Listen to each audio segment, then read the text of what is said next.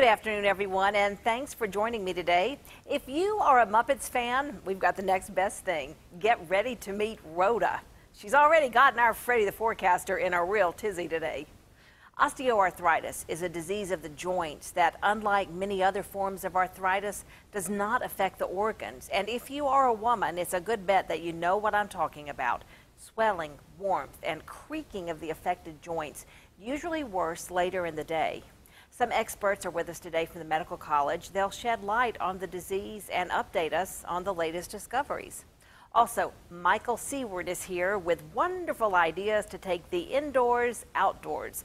He'll show us how to spruce up our outdoor spaces in just a few minutes. So it is just about time to send the kiddos back to school. But if you are looking for those last-minute end-of-summer fun ideas, a puppet show may be just the thing. Tara and Jack Brunson are responsible for making a lot of local kids and adults laugh and learn from their B&B Puppet Theater ministry, starring, no doubt, Rhoda. There you see Rhoda. Rhoda wouldn't dare take a back seat, though, to show hostess Tara. Their ministry is Christian-based, but they're clear that their intention is not to force their beliefs on others. Rather, they teach morals, manners, and much more through Bible stories for church groups and fairy tales for others.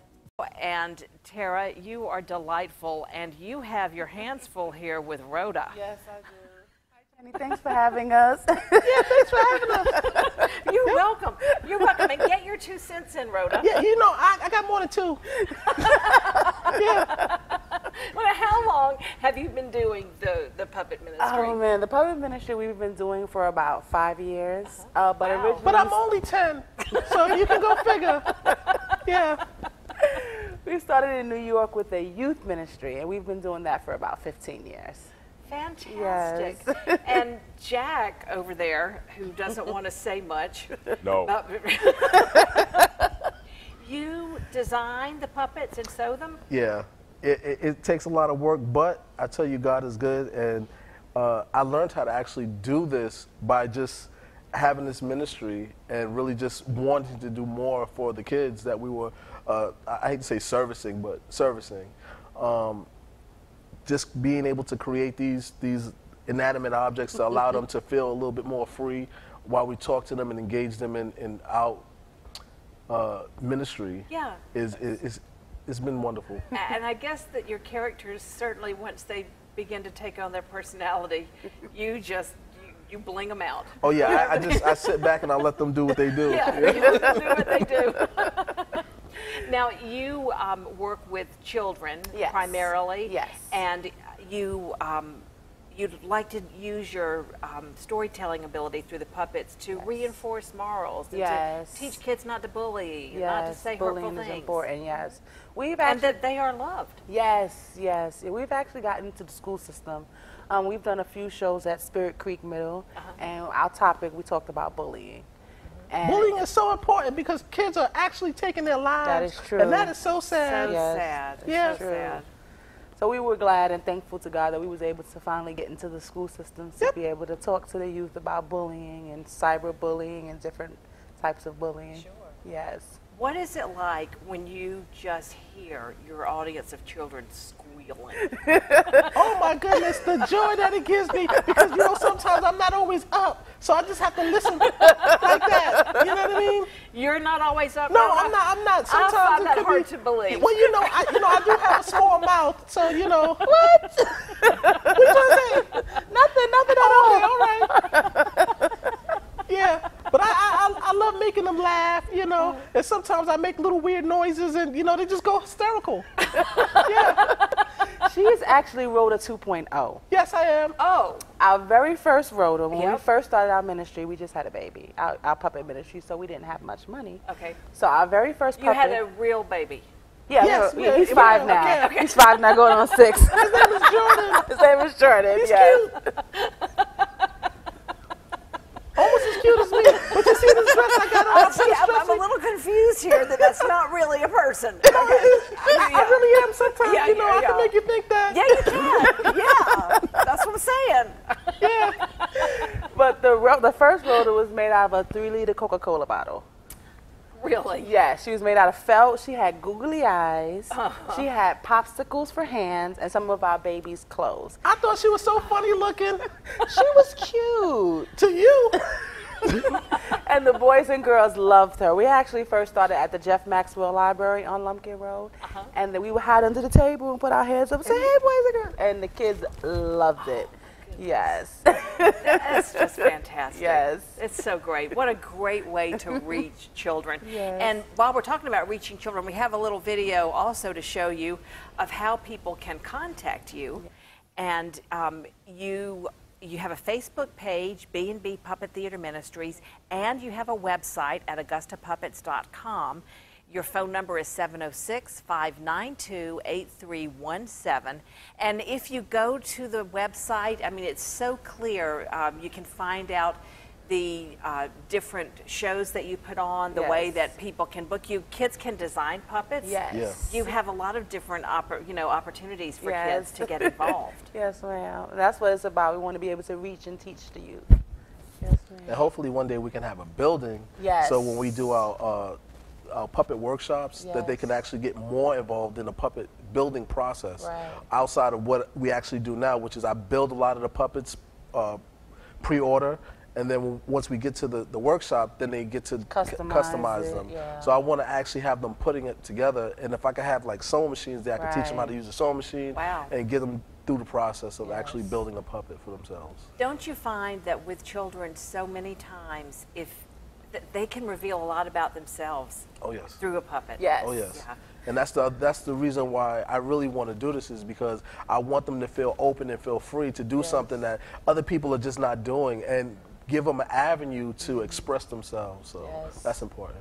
That's a great thing to do. Well, you all are just a delightful couple, and Rhoda, you're just the bomb. Oh, thank you. You know, Okay. I like you so much. Would you come back one day and co-host with me? Oh, that would be awesome. Okay, all right. Yeah. We'll have you to co-host one day. Thanks. And we'll just have to be careful about Freddie the forecaster. Yeah, well, I already know if about he him. finds out that you're in the building, you don't know what we might gonna talk happen. behind stage, you know what I mean? I ain't gonna give away too much. You may see some of that online. You may see what happened when Rhoda met Freddie. Oh, wow. Well, Tara and Jack, thank you so much for being for here. having us. Tara and Jack Brunson with B&B Puppet Theater Ministry. We'll be back after this break. Up next, interior designer Michael Siewert has great tips to help you take your indoor living spaces outside. And he has some amazing vinyl flooring you have to see after the break. Switch or a plug, and it's very Welcome back, everyone. You know, it's the beginning of August. It's hot outside, but it's nice to be outside. And if you are inside and cooped up in air conditioning because it is so hot, you want to bring some of that outdoor inside. Key words for outdoor design. How does this sound to you? Low maintenance. Portable and functional items, outdoor furniture, and yard decorations that define the latest trends in decorating outdoor living spaces, blending comfort and functionality with modern ideas, planters and stands on wheels. How about that great place to take a nap under that huge umbrella? There's the outdoor furniture, the lighting, the modular furniture, and transformer furniture design ideas to improve modern backyard designs and add a contemporary vibe to yard landscaping. Now, these come from Lush Home, but we have our own home designer here in Augusta that we love to turn to, Michael Siewert from Signature Home. And Michael, you have brought some great ideas with you today about that transforming space. This is a really fun project for me to work on, outdoor design. Yeah. We talked so many years about moving the outdoors in, and now we are bringing some of the indoors out. So there are Certainly. some products you can certainly use in the home, but you can easily take outdoors. In some of the videos you're showing, I saw some stools and things like that that could easily be pulled from your indoor living group and outdoor. You may not want to Yeah. leave them outdoor overnight, but you can Right. certainly pull things in and out. But when it comes to decorating the space, some of these can be left out overnight, especially if it's a covered porch area. And as you see, greens add so much vibrancy to a space. Yeah, when you just look at that wide shot of our set here, it's fabulous, all It the is. green that's here. You see a lot of these preserved pieces, these boxwoods. These are very popular. You don't want to leave these out necessarily overnight, but these are something you could certainly add on a coffee table or an end table. something and like that. It's succulents. I mean, that's everywhere. And that's plastic, so that certainly could be left Fantastic. out. And it looks real, doesn't it? The Oh, yeah. succulents there. Certainly. The orchid that you see here, very, very popular, very easy indoor or Beautiful. outdoor. You know, I think we've talked about this before. I'll buy them at the grocery store and take them home, and 2 days later, all of the blooms are gone. So it's nice to have something that's silk or plastic that's going to look alive, and you don't have to sing to it or feed it.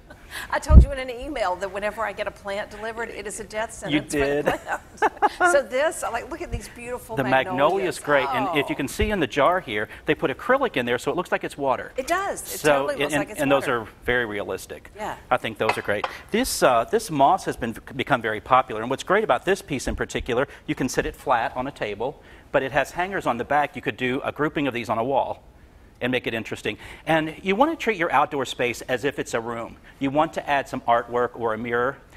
We looked at this lamp a little while ago. Now, that would be using the moss as art. Absolutely, yeah. Yeah. We're doing a lot of dimensional things on walls as artwork, indoor and outdoor, so it's nice to do something dimensional, and it beats just hanging a picture or a mirror on the wall, which Right. is fun, but that's just another element.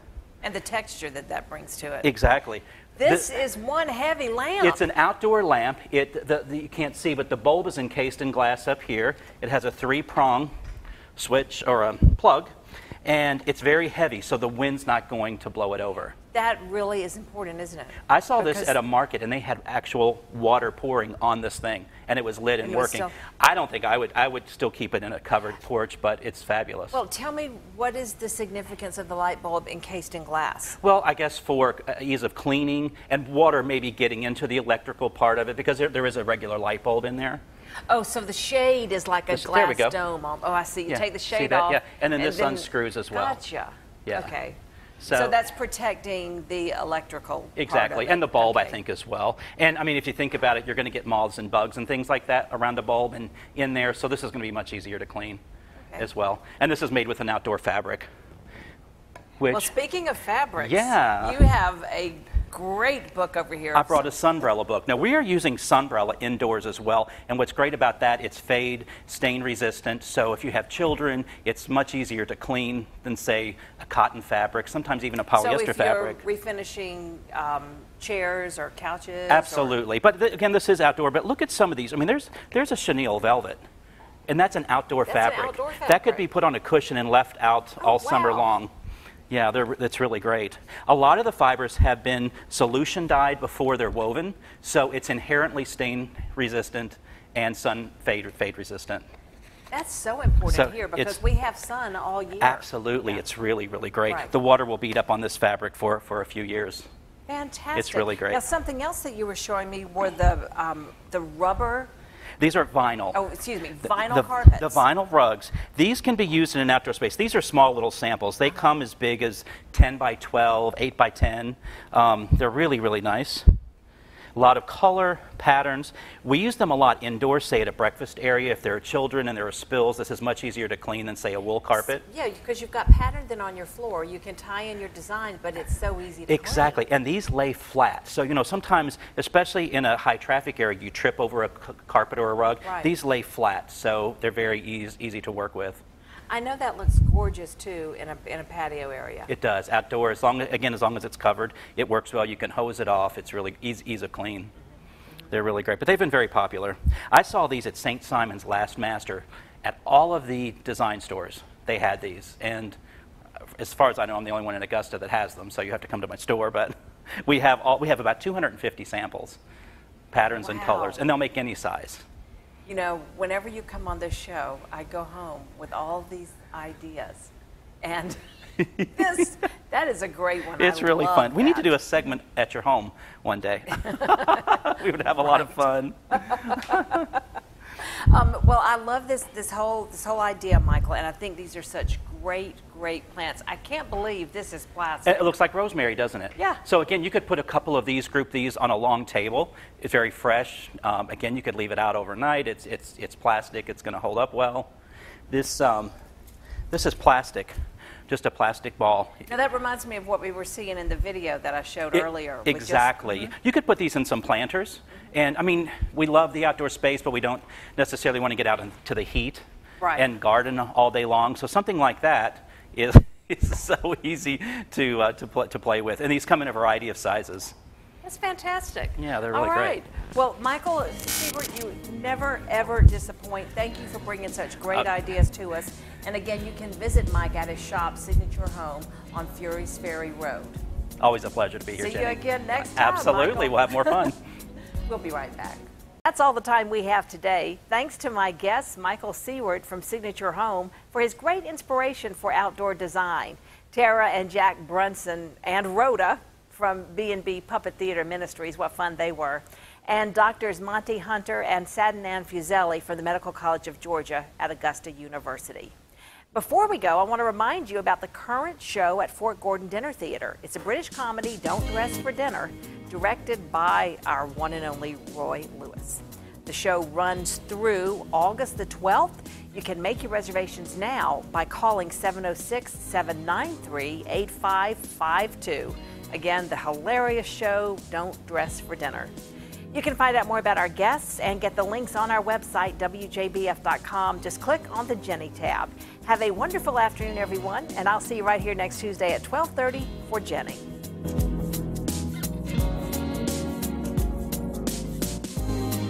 Osteoarthritis, and women tend to get it more often than men, and it's often worse than in men. Does that surprise anybody, really? In severe osteoarthritis, complete loss of cartilage causes friction between the bones, and that leads to pain with limited motion or even pain when you're resting.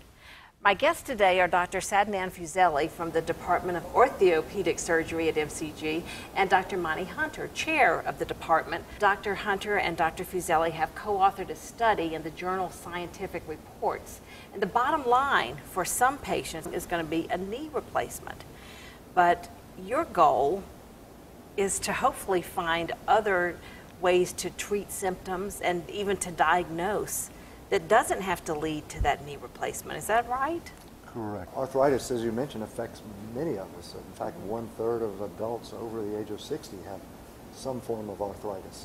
But the osteoarthritis is what we think of as the wear and tear arthritis. Wear and tear, right. Yeah. And rheumatoid arthritis is a different disease process entirely, but osteoarthritis is the common, or more common, type of arthritis that affects many of us. What are some of the things that you have been able to discover through your research? This research really started with that basic question, is how can we diagnose people earlier, and is there any difference between the types of arthritis, and how to recognize where people are in their disease. And so synovial fluid is the natural fluid or lubricant in our joints that keep the joints moving easily. And when one gets arthritis, there's the question was, is that synovial fluid different because of arthritis, or does different people's synovial fluid affect their ability to avoid arthritis more? And so one of the great benefits of our institution is when we have questions like this to try to help people, I can go to colleagues like Sadnan and ask a question, and he can put some of the science behind it as to find answers. Because you're seeing the patients. Correct, yes. And you're doing the research. Yeah, that's correct. Based on what his findings are, I guess, with patients. Right. First, I'd like to thank for inviting us on this program. Certainly. Yeah. So in this study, what we did, we collect the synovial fluid. It is a fluid present in a knee joint or any type of joint. So we collected the synovial fluid from the patients, and we isolated the exosomes. These are very tiny particles which secrete from the cells and that communicate with another cell. So like there is one cell here and there's another cell here, secrete the exosome from here and they communicate with another cell. And this exosome contains a hidden message inside it in the form of protein and small RNAs. We try to uncode this message, what's there inside, and is there any difference between the osteoarthritic and non-osteoarthritic patient. And we found that in osteoarthritic patient there is a different message. But surprisingly, what we found in females, there are completely different message than the main osteoarthritic patient.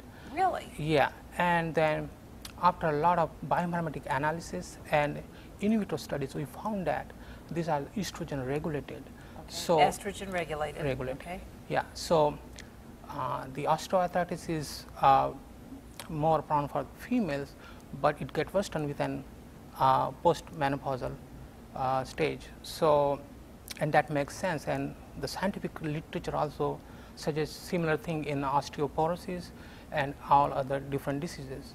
So in our laboratory, we did some studies inhibiting the estrogen signaling, and then we found that the exosome secreted from this normal cells treated with an inhibitor got the same message like in osteoarthritic females.